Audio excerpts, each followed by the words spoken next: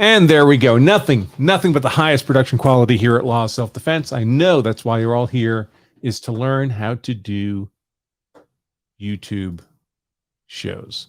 All right.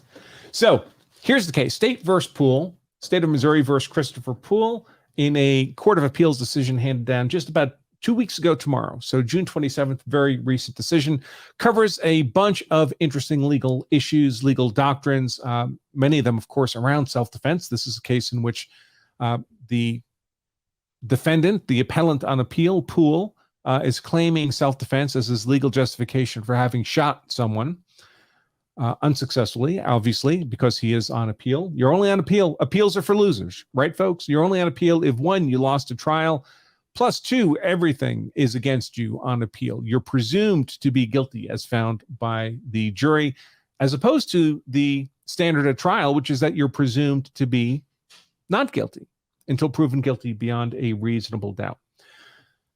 So we're going to work through this case here. And by the way, folks, I often, sometimes we cover decisions like this, right? Case law, appellate court decisions, which are just as valid law as statutes, by the way. Sometimes we cover more exciting stuff like videos of shootings. Generally, we only do those for Law of Self-Defense members because those just get demonetized when I put them on YouTube. But going through these case decisions, folks, these case law examples from the real world is almost certainly the best way to learn the actual law of self-defense. This is how lawyers traditionally learned the law. This is how Abraham Lincoln learned the law.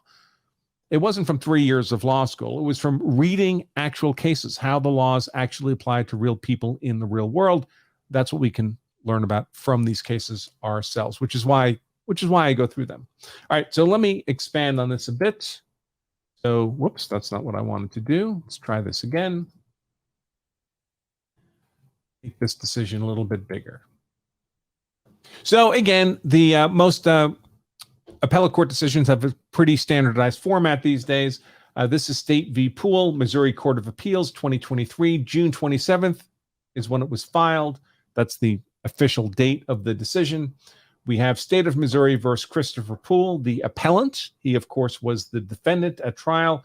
And we have a 3-judge panel. This is common in a Court of Appeals, the mid-level Court of Appeals. Remember, most states will have trial courts, a mid-level Court of Appeals, and then the state Supreme Court, which is typically 5 or 7 justices on the state Supreme Court. But the mid-level Court of Appeals are generally 3-judge panels. And here we have the 3 judges here. It's a unanimous decision. They all concur with this result. So as common, we start the decision with an introduction, kind of an overview of the legal issues at stake, and they usually give a spoiler as well at the beginning, so they tell you up front what their decision is going to be before they jump into the actual legal analysis. So let me take a look. By the way, before I do that, I just want to remind everybody that one of the, let's see, how did that work? One of the benefits of being an actual Law of Self-Defense member and enjoying these live shows on the Law of Self-Defense member dashboard, as opposed to YouTube or Twitter or Rumble, is that we only address questions and comments from our members. So if you're commenting in YouTube or Rumble, I'm not even going to see it, folks.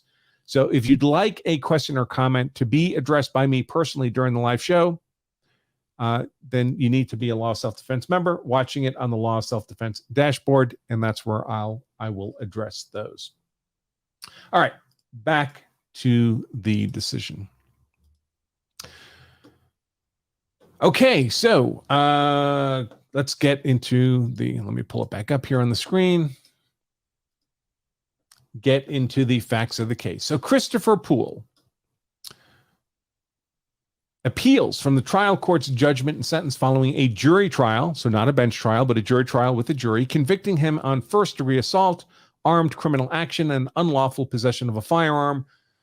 So he was convicted at trial. So now he's presumed to be guilty. The Court of Appeals, the appellate court, will tend to look at the facts in the light most favorable to the prosecution. At trial, you're presumed to be innocent until proven guilty beyond a reasonable doubt. But on appeal, you're only on appeal because you got convicted. On appeal, you're presumed to be guilty.